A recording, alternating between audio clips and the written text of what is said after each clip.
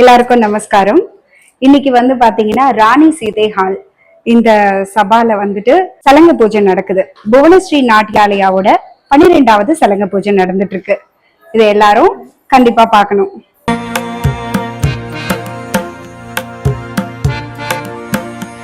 என் பேர் பவதாரணி.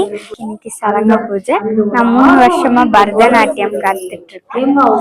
எல்லாரும் யூடியூப்ல சலங்க பூஜை வீடியோவை பாருங்க.